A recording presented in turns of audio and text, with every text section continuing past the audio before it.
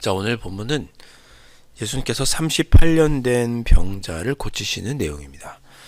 1절에 다시 또 예수님이 유대인의 명절이 되어 예루살렘에 가셨습니다. 제가 말씀드렸죠. 예수님은 예루살렘에 자주 가셨고 특별히 6월절에 꼭 가셨습니다.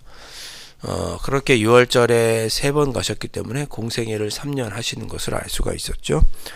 1절에 나오는 명절은 그런데 아마도 6월절은 아니고, 왜냐하면 예수님께서 2장에서 6월절에 가셔서 성전을 청결케 하신 후에 4장에서 갈릴리로 오시는 중에 사마리아를 들리셨고, 바로 앞에 4장 끝에 갈릴리 가나 지방에 다시 도착하신 이야기가 4장 끝에 나오죠. 그래서 다시 명절이 되었다는 얘기는 6월절은 아니고 6월절이 한참 지나 7월쯤에 있었던 나팔절, 새해를 알리는 나팔절이 아니겠는가. 그때는 하나님께 성회를 하고 제사를 드렸기 때문에 그때도 그랬기 때문에 나팔절이 아니겠는가 예상을 합니다. 그래서 예수님께서 예루살렘에 가셨는데 거기 양문 곁에 히브리 말로 베데스다라는 연못이 있었습니다. 베데스다는 긍휼의 집 이런 뜻입니다. 이 양문은 하나님께 제사를 드리기 위해서 양들이 주로 다니던 길, 양들을 몰고 주로 성전으로 들어가던 문이 양문입니다. 양을 기르려면 풀밭이 있어야 되고 풀을 뜯어야 되는데 예루살렘 성 안에는 없으니까 예루살렘 성밭에서 풀밭을 먹이고 성으로 들어올 때, 성전으로 갈 때 양을 몰고 들어가던 문이 양문이었습니다. 그 양문 곁에 이제 베데스라고 하는 연못이 있었는데 거기에 많은 환자들이 원도막을 짓고 행각을 짓고 누워 있었습니다. 이유는 뭐냐?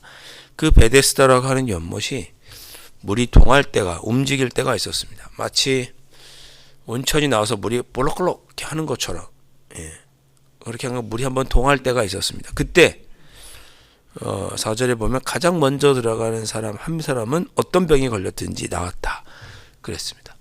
그러니까 많은 환자들이 더 이상 고칠 방법이 없고 뭐 이렇게 하니까 그 연못 곁에서 기다리는 거예요. 물이 한번 움직이면 그때 먼저 들어가는 사람은 어떤 사람이든지 어떤 병이든지 나으니까 오직 한 명만 낫는 거죠. 기다리고 있었습니다. 사람들이 왜 물이 움직이느냐? 천사가 하늘에서 내려왔다가 물을 탁 치고 올라가나 보다. 물을 치고 올라가나 보다. 그래서 물이 이렇게 움직이나 보다. 이렇게 생각을 했고, 그래서 그 천사가 왔다간 바로 그 순간에 들어가는 첫 번째 사람은 병이 나왔습니다. 이것도 놀라운 일이죠. 그런데 거기 누가 있었냐? 5번 보니까 38년 38에 된 병자가 5절에 보면 있습니다. 이 사람은 뭐예요? 들어가고 싶어도 먼저 못 들어간 거죠. 38년 동안 들어가고 싶어도 못 들어간 거예요. 순서를 기다렸다가 차곡차곡 한 명씩 들어가는 게 아니라 그냥 먼저 들어가는 사람이 낫는 거잖아요. 38회가 됐다는 얘기는 그동안 물에 들어가지 못했다는 것이고, 물에 들어가지 못할 만큼 병이 심했다는 뜻이 될 것이고, 그래서 6절에 보면 그는 누워 있었습니다. 그러니까 물이 움직였다 누가 소리쳤을 때 이미 그는 누워 있기 때문에 거동이 불편하기 때문에 들어갈 수가 없었어요. 그래도 혹시나 하고 기다렸던 거죠. 병이 오래된 거를 예수님이 딱 보고 아셨습니다. 그래서 예수님께서 가서 물으셨어요. 네가 낫고자 하느냐? 그랬더니 그 사람이 뭐라고 대답하느냐? 주님, 제가 낫고자 합니다. 이런 거를 돌려서 말하는 거죠. 물이 움직일 때 나를 못에 넣어주는 사람이 아무도 없어서, 나 혼자는 못 들어가는데 나를 넣어준 사람이 아무도 없어서 내가 가는 동안 다른 사람이 먼저 들어가서 내가 낫지를 못합니다. 낫고 싶은데, 낫고 싶어도 어떻게 할 방법이 없습니다. 라고 지금 예수님께 호소합니다. 누구도 도와주지 않는 절망적인 상황인 거죠. 38년 됐다는 건 무슨 뜻입니까? 절망의 시간이 그렇게 오래됐다는 거죠. 질병도 엄중하지만 38년이나 됐으니 나이도 많아졌을 것입니다. 병이 오랜 줄 알았다 그래서 그랬습니다. 모든 것을 아시는 주님, 병이 오래된 줄도 아시고 그 사람이 무기력해진 것도 아시고 어찌할 수 없는 상황이라는 것을 알고 계신 거죠. 그를 보시고 예수님께서 그에게 물으신 것입니다. 네가 낫고자 하느냐. 오늘 주님께서 우리에게 이런 질문을 해주시면 참 좋겠습니다. 네가 낫고자 하느냐. 네가 오랫동안 기도하고 있는 기도의 제목이 있는데 응답받기를 원하느냐. 똑같은 질문이죠. 네가 간절히 바라는 일이 있는데 그 일이 해결되기를 바라느냐. 네 육신이 연약한데 네가 낫고자 하느냐. 주님이 물으시는 거죠. 다 아시고 이미 예수님은 다 알고 물어보시는 거예요. 병이 오래된 것도 아시고 그 마음에 절망감이 있는 것도 아시고 상황이 안 좋은 것도 아시고 다 아시는데 물어보십니다. 네가 낫고자 하느냐. 그 사람이 낫기를 원합니다. 누군가 나를 도와주지 못해서 아무도 나를 도와주지 못해서 내가 이 상황에 있는데 주님이 이 상황이 해결되기를 원합니다. 라고 예수님께 간곡히 아뢰입니다. 그러자 8절에 예수께서 이르시되 내 자리를 들고 걸어가라. 네가 그렇게 일어날 병을 고치고 낫기를 원한다면 네 자리를 지금 들고 일어나라. 라고 예수님께서 말씀하시죠. 어떻게 보면 이 말도 참 황당하게 들릴 수 있어요. 아니 내가 저 아파서 누워있는데 일어나라니 이게 무슨 말인가. 그럴 수 있지만 예수님의 음성을 듣고 그가 용기를 내죠. 그래서 그 사람이 일어나려고 하니까 일어나진 거예요. 그 사람이 곧 나아서 자리를 들고 걸어가게 되었다 말씀하고 있습니다. 절망의 자리, 38년 동안 아무도 나를 도와주지 않았던 그 절망의 자리에서 회복된 것이고, 육신의 질병이 회복된 것이고, 기도의 응답이 안 됐던 것으로부터 회복이 된 것이고, 온전한 삶으로 회복이 된 것이고, 육신도 회복되고 생명도 회복이 되고 온전한 삶도 회복이 되는 역사를 보게 됩니다. 오늘 이 새벽에 오늘 이런 말씀을 우리가 읽게 우리 주님께서 하셨으니까 우리 주님 제가 낫기를 원합니다. 응답이 있기를 원합니다. 라고 기도하시고 주님께서 들려주시는 귀한 음성을 듣고 돌아가시기를 주님의 이름으로 축복합니다. 꼭 그렇게 들으실 수 있기를 바랍니다. 자, 10절 말씀. 이렇게 나은 건 너무 감사한데 이 일을 가지고 또 예수님과 몇몇 유대인들이 논쟁을 벌이게 됩니다. 9절 끝에 보면 안식일이라 그랬죠. 안식일에 병 고치면 안 된다는 거예요. 네가 일어나서 침상을 들고 걸어가는 건, 자리를 들고 걸어가는 것은 옳지 않다는 거죠. 사람이 낫는 것보다 안식일을 지키는 게 중요하다는 거예요. 병 나은 것보다 안식일 규례를 지키는 것이 더 중요하다는 거죠. 은혜 받는 것보다 규칙을 지키는 게 더 중요하다는 거예요. 예전에 이렇게 해왔으니까 이걸 따라야 된다는 거죠. 저는 그것을 무시하지는 않습니다. 그러나 둘 다가 조화롭게 있어야 돼요. 은혜 받는 일과 또 우리가 규례를 지키는 일이 조화를 이루어야죠.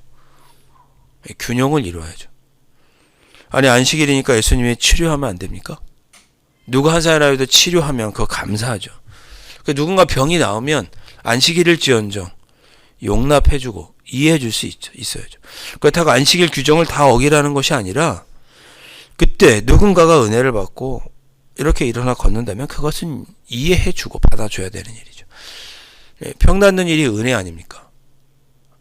그 사람 입장에서 얼마나 큰 은혜, 일생일대의 은혜죠. 그런 은혜를 입은 사람에 가서 너 왜 안식일을 지키지 않느냐고. 그러면 계속 병자로서 누워있어야 된단 말이에요? 그건 아니잖아요. 그래서 은혜와 이런 규례가 균형이 있어야 되고 그때 상황에 따라 무엇이 더 중요한지 우리 케이스 바이 케이스라고 그러죠.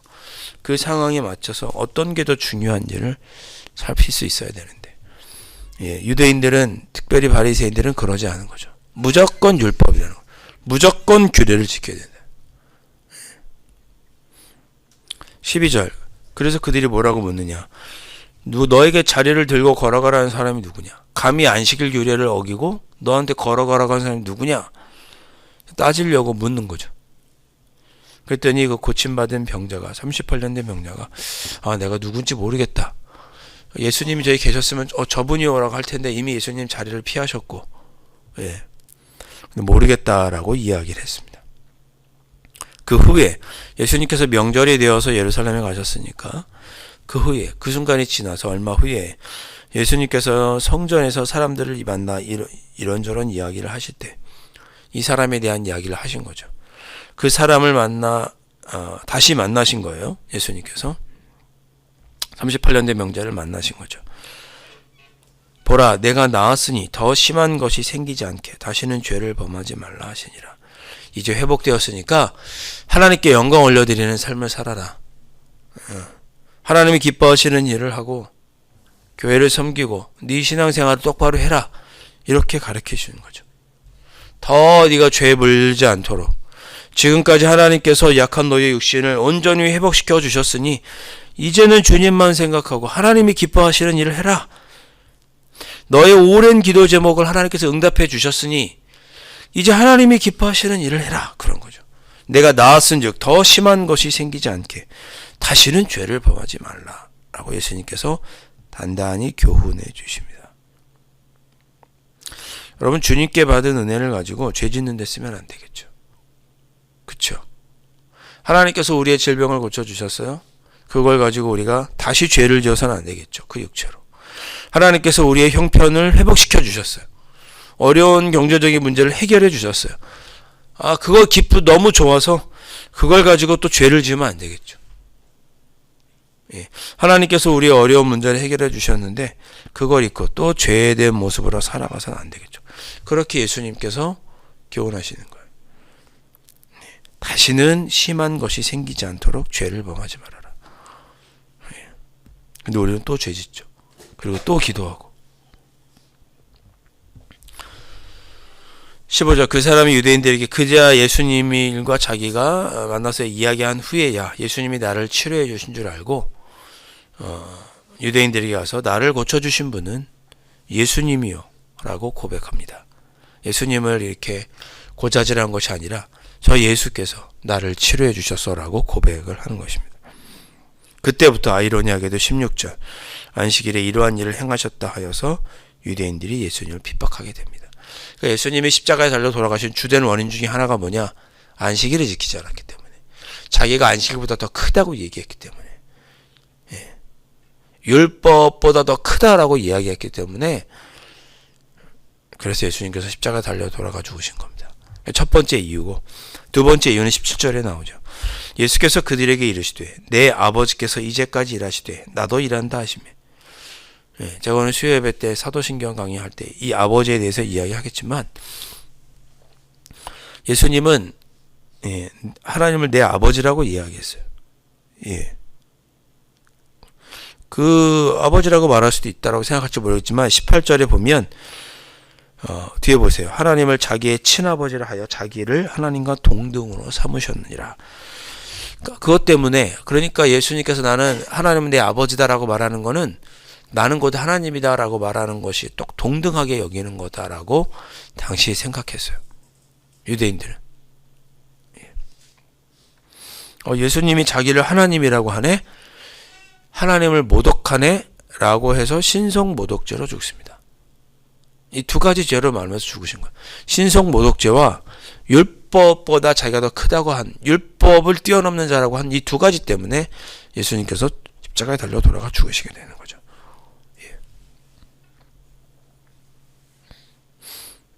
그래서 예수님은 곧 하나님이다 라고 예수님 생각하셨기 때문에 예수님을 본 사람은 하나님을 본 것이고, 예수님께로 가는 자는 곧 하나님께로 가는 자고, 예수님을 통하여만 하나님께 갈 수 있고, 어떻게 하면 하나님께로 갈 수 있습니까? 라고 물을 때, 어떻게 하면 하나님을 볼 수 있습니까? 라고 물을 때, 나를 본 사람은 하나님을 본 것이다 라고 예수님 얘기하실 수 있는 게 그거예요.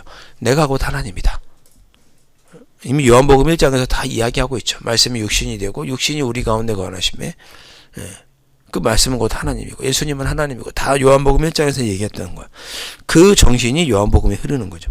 예수님은 곧 하나님이에요. 그 예수님을 통해 하나님을 아는 사람이 구원받은 사람이죠. 그래서 예수님께서 그것 때문에 십자가에 달려 돌아가 죽게 되십니다. 자, 오늘 우리가 그렇게 기도했으면 좋겠습니다.